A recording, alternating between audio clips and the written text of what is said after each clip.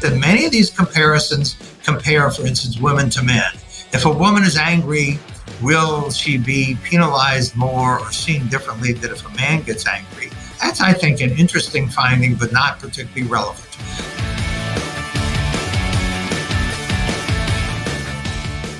Why did I become an executive coach? I saw lots of great people fail to get ahead at work, while their much less talented peers blew right past them. That made me furious, but also curious.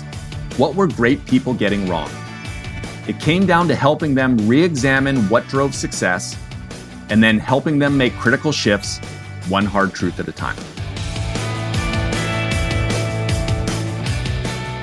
Feel like you're doing everything you were told, but you're not moving ahead at work nor having the impact you seek?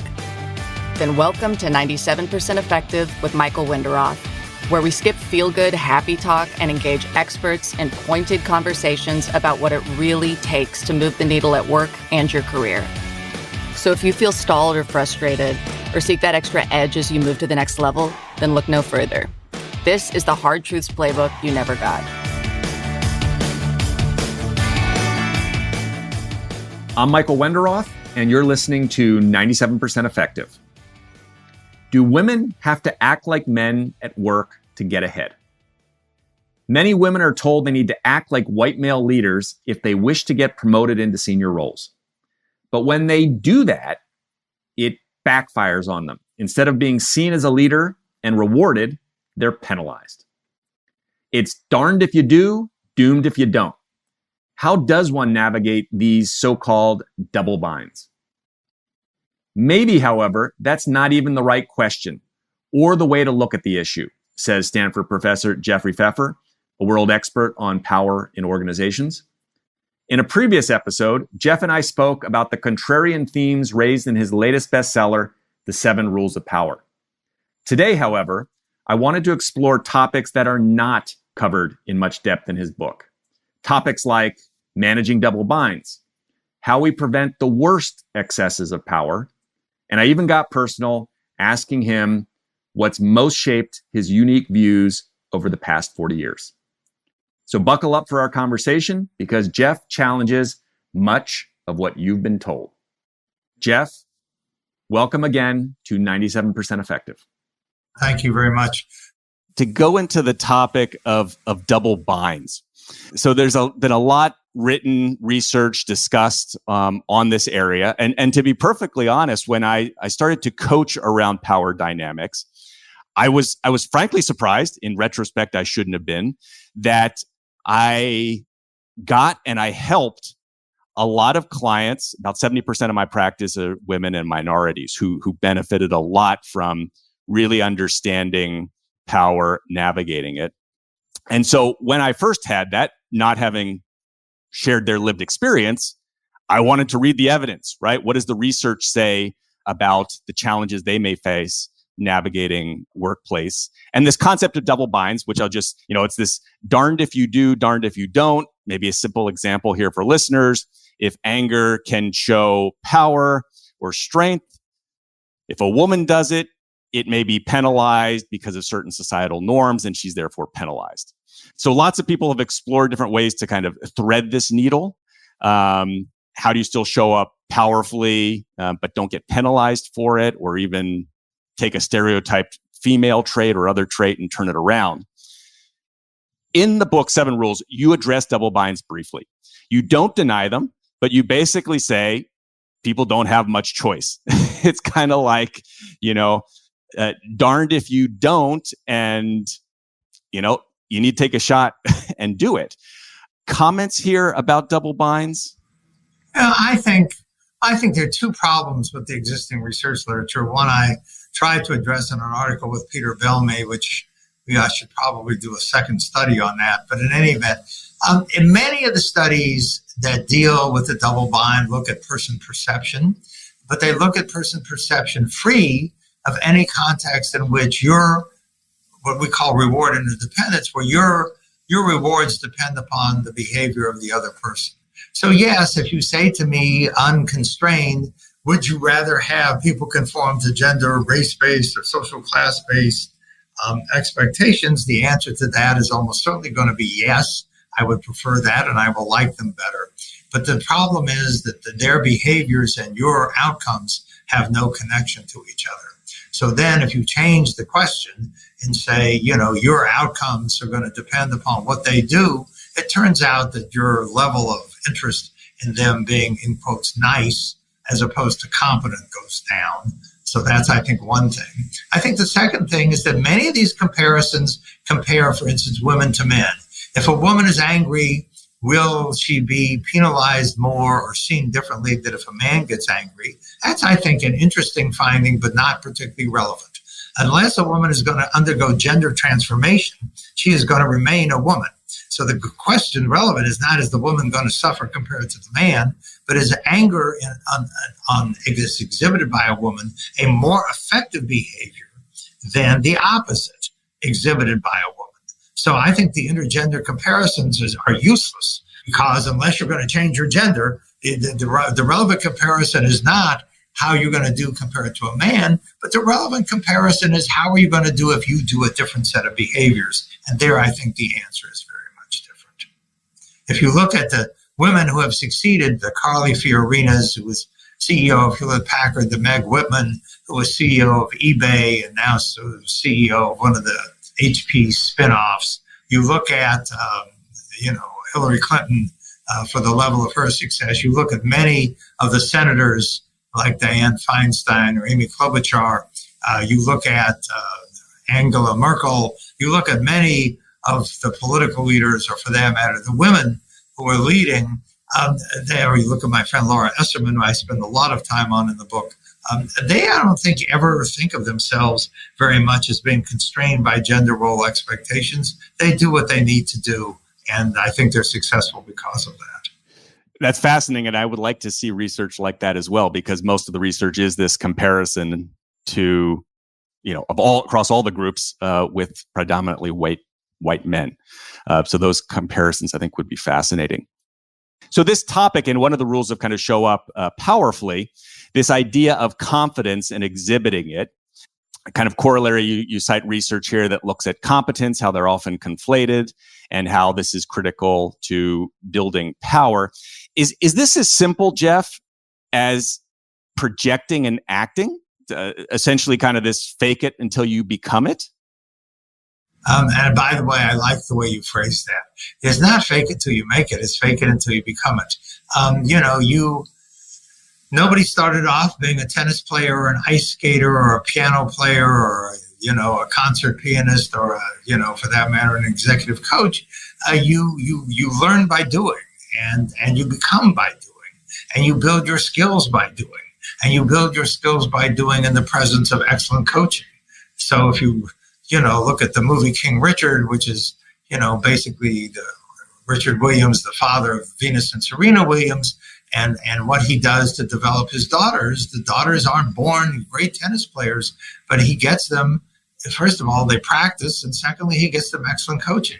And I think this is exactly, there's some idea, I don't know where we got this idea that people are fixed at some point in time. I think that's inconsistent with Carol Dweck's work on, fixed versus growth mindsets. I think it's inconsistent with the empirical reality that people do build skills and competencies over time with both practice and coaching. So my recommendation is to get practice and get coaching. You've been listening to 97% Effective with your host, Executive Coach Michael Wenderoth. If this interview is making you think, make sure to share it with a friend. Now, back to our interview. To take us in another direction, the research here shows a lot about kind of the disinhibiting effects of power. The more powerful you can become arrogant, out of touch, surround yourself by yes people, believe you kind of walk on water, and that you can get away with things. This goes to rule number 7. And so one of the questions, if we are trying to get better, again, I will use this word loosely here because we need to define that better, but leaders who want to improve and make organizations for the better, those who follow, let's say, the rules, how do they kind of monitor themselves so they avoid this trap that they've gone in with the best of intentions, they want to do certain things? How do they, not become necessarily the toxic or narcissist leaders that they so despise, who run organizations into the ground? Are there some practical things that people should do as they ascend to the leadership level? Well, they ought to get honest feedback, which, of course, as you rise, you never do, because everybody is telling you what they think you want to hear. That would be one recommendation. But I think Machiavelli here has an extraordinarily important insight, which I think people forget, which is if you're going to follow the Stanford Business School's motto of change lives, change organizations, and change the world, the first thing you need to do is be in a position of power. So the leader's first responsibility is to keep their damn job. Because once you're out of your job, not only are you not going to be doing well for yourself or your family, but you're not going to be very effective in getting things done once you lose your position. So before we worry about what kind of a leader are you, and are you this or are you that, people need to worry about making sure that they keep their position. Because once you're out of a job, your ability to get stuff done is going to go way, way down. So is a critical piece then here, I think it also gets kind of presented a lot that, you don't need position to have power. But the fact of the matter is, when you do have certain positions, you can write rules, you control resources, you have veto rights, et cetera, et cetera. Correct. But is this to say that really a lot of power is generated kind of positionally? That's correct. And I think people over worry. Again, I think the question that you asked really reflects people's concern about how other people are perceiving them or how they perceive themselves. And I think, perceptions of yourself and how other people perceive you are not unimportant. But in the context of your job as a leader, they are comparatively unimportant, because your first responsibility as a leader is to make things happen. Is to get things done, is to lead your organization so that it becomes successful. And what you do in the process and how people perceive you, Gary Loveman has, as we've already alluded to, this famous line: if you want to be like a dog will love you unconditionally. If you seek in senior management positions to be liked by everybody, I think his phrase is, you're going to be in for a tough ride, which you will be. So, I think people are too concerned with what others feel or think about them, and too little concerned with what they're actually accomplishing. And you need to look only at Jeff Bezos and Elon Musk and a bunch of other people and Steve Jobs. None of them are going to win the, Mother Teresa award. But at the end, a lot of forgiveness is given to them because of their effectiveness in building businesses that were successful. Absolutely correct. And a great illustration there. To zoom out from your book, Jeff, because you have been researching, writing, working with people on power for decades. And I love this expression. I believe it was in one of your previous books here, they'd been the knowing doing gap of, having strong opinions loosely held, which calls for, to this point of, evidence-based management, yep, paying attention to the evidence and acting in accordance if it presents compelling enough information to shift your thinking. And so I'm curious, and I'd love to hear, because over these decades that you have researched power, were there any moments as you went into research, you went in with certain assumptions, you read things, or you did the research yourself, where you shifted some of how you thought about power in the face of new evidence? I think so. I think the answer to that is yes, though having me recall that may not be the easiest thing for me to do. But I think the simplest or most profound example is this issue of likability. As you know, Robert Cialdini, who has endorsed this book and endorsed my previous book and is a very, very dear friend, talks about liking as a very important basis of interpersonal influence. And at one point, I thought liking was more important than I've come to believe it is. Or being liked is more important than I've come to believe it is. I think people will make excuses. If you're an effective baseball or soccer player, if you're an effective person in building a business, people will cut you much more slack in terms of how likable you are and your personality and your disposition and your interpersonal skills. So to me, I think the big thing has been that on the warmth versus competence dimension, competence counts for more. And actually, Cialdini once said to me, prove competence first. And then the people will say, wow, considering how effective you are, you're such a nice person. But if you don't prove the competence first, you're going to be in trouble. So it's really about being effective, getting the job done. And I think Correct. You did some research around there that showed people will largely put up with that. Or that's correct. I mean, if you go to a surgeon, it's nice if the surgeon has a nice personality, but I mean, I read these reviews, at least in the US on Yelp, about a guy who's done 2 back surgeries on me, and they talk about his office furniture and the niceness of his staff. I may go do microsurgery on my spine. I really don't care about your office furniture. I don't care if your front desk person is smiling and has a great personality. I don't really even care about your personality. I care mostly about your technical skills. Now, it's nice if you're also nice, but I mean, we need to prioritize what we're selecting for. So your book is out. I've recommended it to lots of people. It is a fantastic read that we have started to, explore here, but lots of examples, cites, and brings together a lot of the evidence. I would ask you, outside, you read copious amounts of the research out there. Outside of your own work on power and influence, who else should we be reading, or whose work should we be following today to better understand and embrace power, in your opinion? Well, I think Robert Cialdini's book on influence, which he has a new edition of, which actually got longer rather than shorter, is good. And he also wrote a book called Persuasion, which talks about how if you want to influence people, you need to set the table, if you will, or the context, so that they become more persuadable. And so I think Persuasion is actually a fabulous book. I think his new edition of Influence is a fantastic book. So I'm a big fan of Robert Cialdini's work.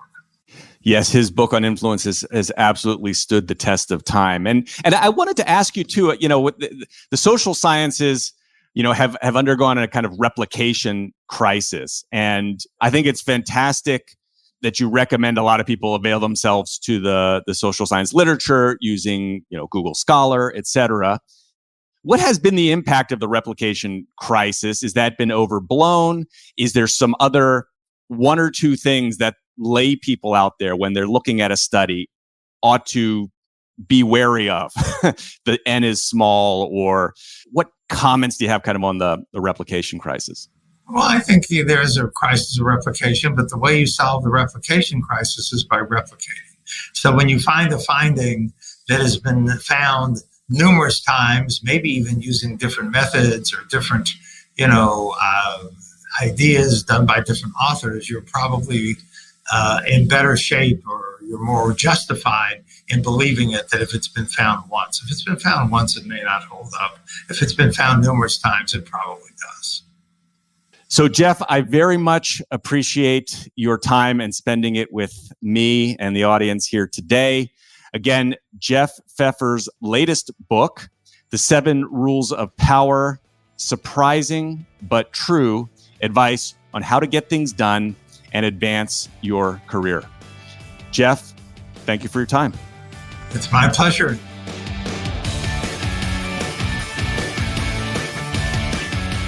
Thanks for listening to 97% Effective, where we skip happy talk and help you break through and ascend, one hard truth at a time. Help others discover this show. Leave a review and rating wherever you listen to your podcasts. And if you like what you heard, you can get free resources, including the first chapters of Michael's book, Get Promoted, on his website, www.changwenderoth.com. That's www.changwenderoth.com.